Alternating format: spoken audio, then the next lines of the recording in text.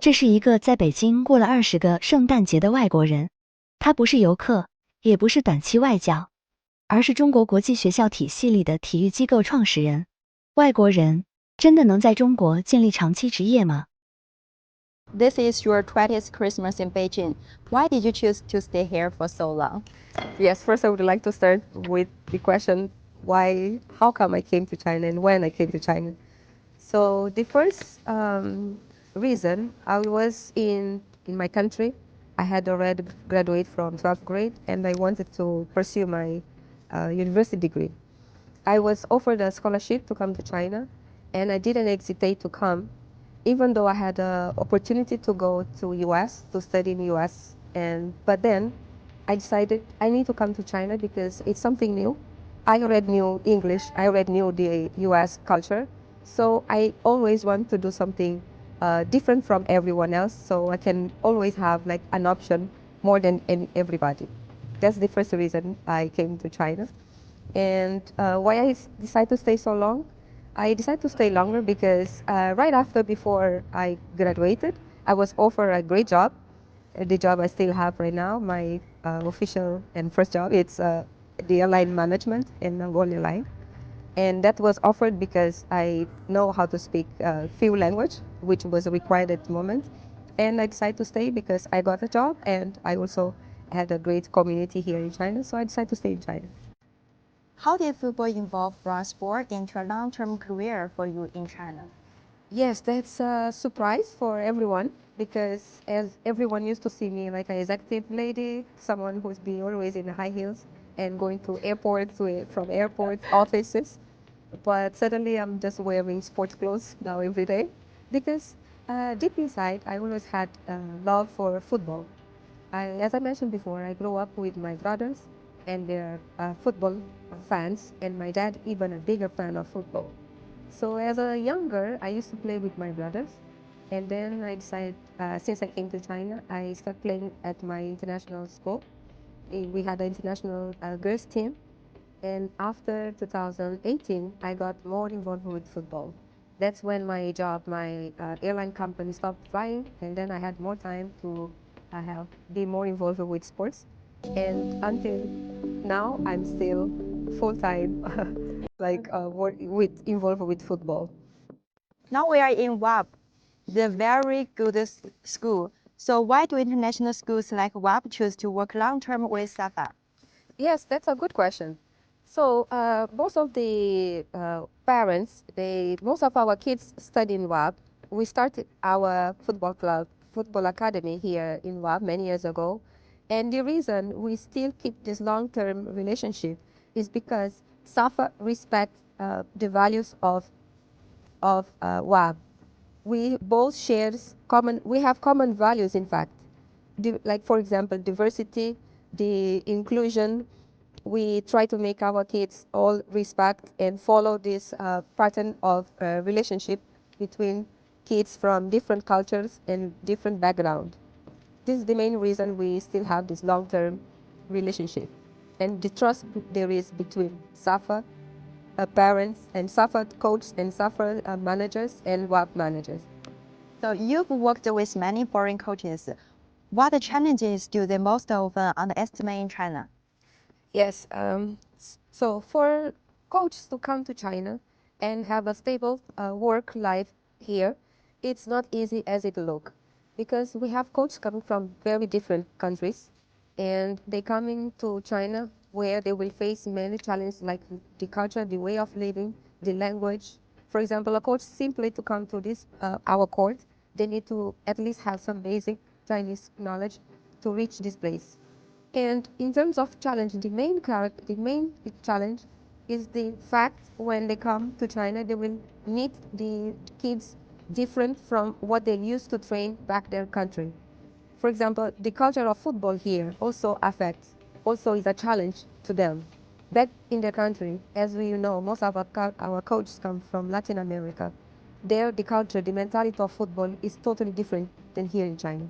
In China, the majority of kids, even though our kids are mainly foreigners, but in China, the focus on the kids is to study more than do sports.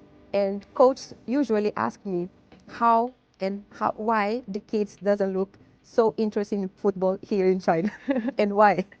From your perspective, which areas of China's sports industry have the greatest potential? Well, Is that football? I do believe it's football. Why? Because China until now hasn't been haven't been exploring the full potential of football.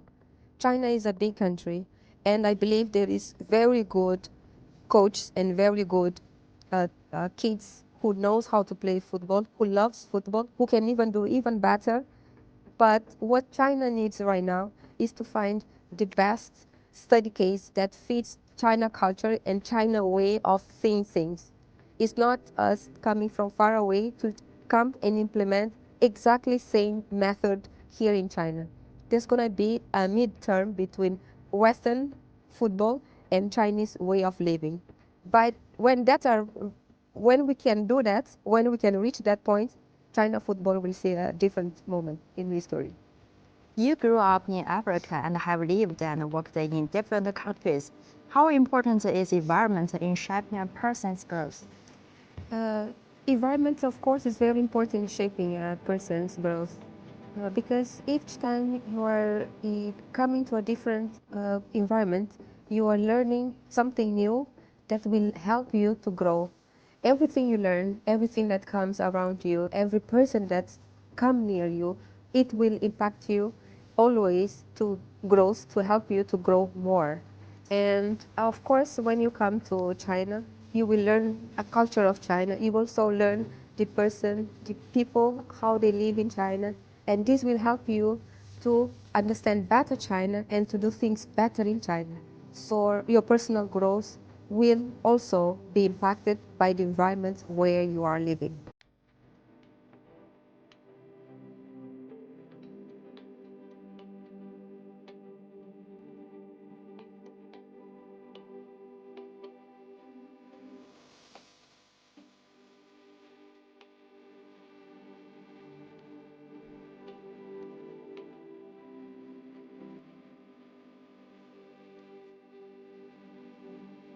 Why did you choose Beijing and why Sanlitun as a base for your career?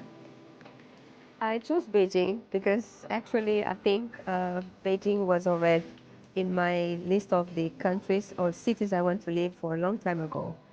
There is a very cute story about when I came to China. Before, when I was in my country learning English, there was a time I passed by a Chinese restaurant and they had a big picture of Great Wall. And I said to myself that time, without having any idea that one day I would be in China, I point to that picture and I said, one day I will be there. And 2 years after, I was there in the Great Wall of China. So I chose China, I chose Beijing to live and develop my career because I found a community very different from where I could have in any other countries, a culture that could adapt, could accept me and allow me to develop and share my knowledge to the people around me here in China. That's why I decided to stay in China and grow in China. In international schools and foreign families, what skills or qualities do parents care about most for their children? In the international community, usually the parents are not looking mainly in kids' school grade. Why that? Now in 2025, we are kids' parents. They are trying to focus more on kids' ability to socialize, ability to be able to discuss a topic with another kid from very different background, very different family, and also they can have a same conversation and give opinion in the same topic without having confrontation. Because in our life, for example, as an executive person, you will always find this kind of challenge. And why not start to prepare from your childhood, from your school?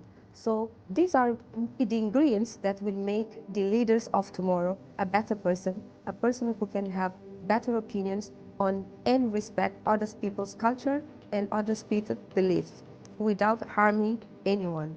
And because of the grades, you can have a very good grades, but you don't know how to socialize. What are you going to do with that grade? This is a very important question. And also, one of the most important topics and most needed skills is a person in very good health condition. So if we can give that, we can give kids the opportunity to socialize with many different cultures at one place, and at the same time, you can have the kids training and doing sports where you can do that more than a football club. So that's what we encourage kids to be in a group, to at least try to do a group training every time they can. Engage in training in groups to help you to focus on your international skills, your culture skills, and socializing skills. Based on your international experience, what advice would you give to China's international school system and young sports development? In one of the main advice I have for China and the education system, it's what we see now. It's a deep decrease, a very big decrease of students playing sports up to the grade 8. We need to remind parents that and schoolers that study is very important.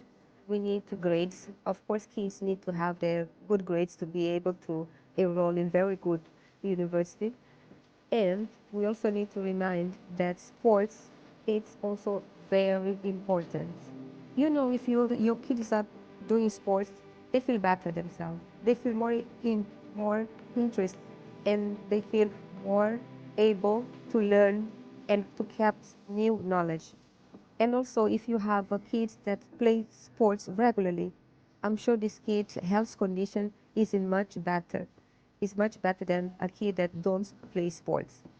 And sports, in fact, is one of the very important skills that we need to have in our life. So parents try to keep at least 40 minutes, 30 minutes even, of training sports every day for your kids. If you can engage them in a club, that kids can learn also skills like socialize with other kids, even better. Go for it. I'm telling you, I play sports, I'm as active, and you can do both. Kids are capable of things that parents cannot imagine. Today is not only Christmas, but also a small milestone of your 20-year bond with Chinese football. Do you have any new small goals for the club or your football career next? For next year, my main goal for SAFA is to bring SAFA to more communities, to more kids, to open new location and grow in number, and also, but meanwhile, keeping the same culture, the same quality of training to more kids in Beijing. I also have a plan to have more coaches from Latin America. Probably will add some Europe also. So SAFA, the main focus is to grow without losing the quality, without losing the attention to each kids, to each necessary, and keep developing kids to be future leaders, future football players, depending on each case and each necessity. 艾琳用了20年，在中国的国际体系中，完成了职业、生活和文化的真正融合，而体育产业只是她走向世界的入口。